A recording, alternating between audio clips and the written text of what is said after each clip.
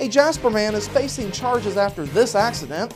We'll tell you what happened. Plus, Huntingburg is working ahead to solve its housing concerns, and local council candidates Tina Deering and Ken Seacard join Bill Potter for tonight's Meet the Candidates. All of that and much more is up next here on the 18 WJTS News.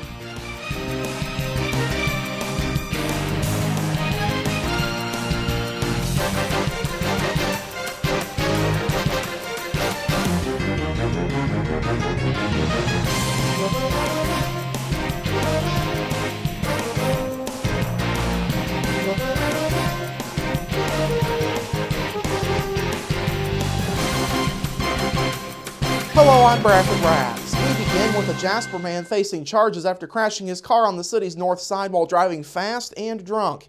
Jasper police were called just before 11 o'clock to a single vehicle accident in the 800 block of Northwood Avenue near the intersection with St. Charles Street. JPD says a car being driven by 48-year-old William Sawyer was going westbound on Northwood Avenue at more than 100 miles an hour when Sawyer lost control. The vehicle then hit a curb on the north side of the roadway, jumping over it and partially hitting a tree.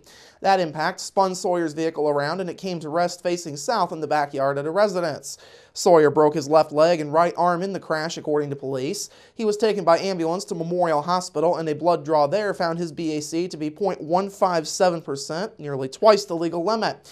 Due to the extent of his injuries, police say Sawyer was not taken to the Du Bois County Security Center, but he will be cited into court at a later date. Sawyer is charged with OWI endangerment, and reckless driving. Du Bois County Sheriff's deputies, the Jasper Volunteer Fire Department, and Memorial Hospital EMS also assisted. Meanwhile, Jasper fire crews say a local man is lucky the damage wasn't worse from a fire that started in his garage overnight. At 11:30 last night, Jasper firefighters were called to the Jerry Grammelspacher residence in the 400 block of West 33rd Street on a report of his garage being full of smoke. Jasper Fire Chief Kenny Hoaksong says Grammelspacher woke up to the smell of smoke, but didn't find the source until he opened his garage door. Hoaksong says the fire was put out fairly quickly. He says Grammelspacher had been staining a boat deck earlier in the day and left the materials out in the open in the back of his pickup truck in the garage instead of putting them into an airtight container.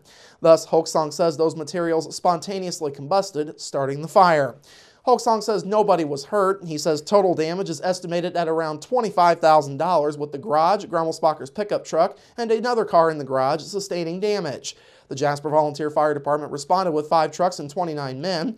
Crews were on scene for about 35 minutes last night.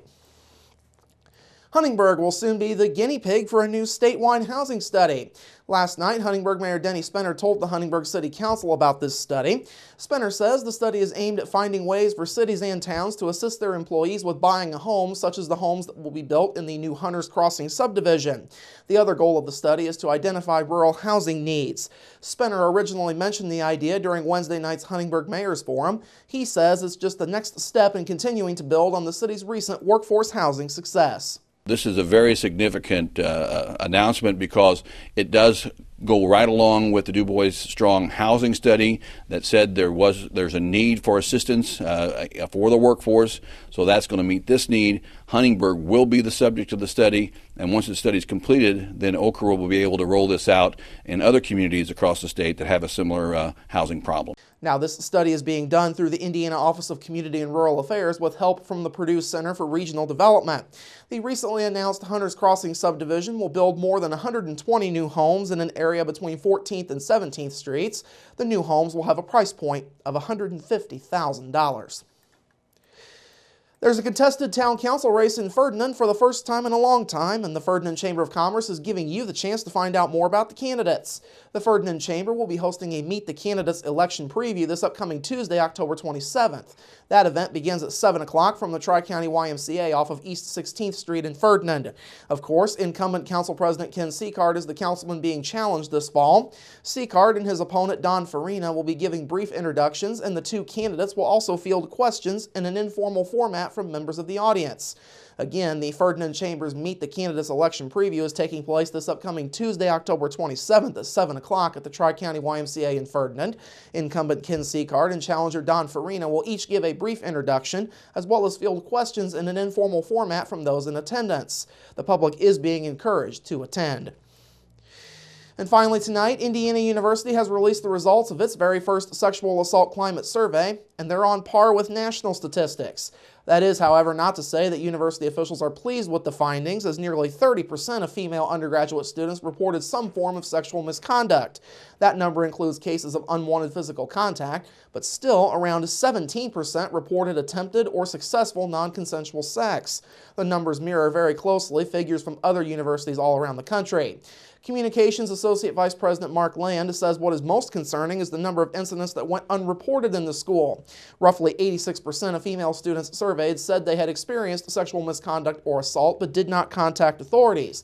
Land says improving that number is about spreading resource awareness and creating a culture where no incident goes unreported, a very difficult goal that will take a significant amount of effort to obtain.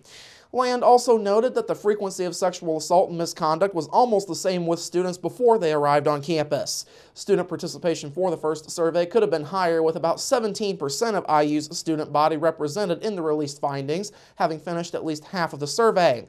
Land says another 5 to 6% of students completed parts of the survey, and while those numbers aren't being released, they are being considered.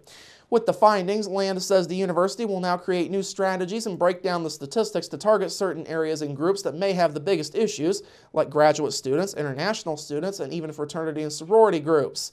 He says they will also use the findings to meet with student leadership to keep them engaged and discuss solutions and ideas of their own over the upcoming weeks and months.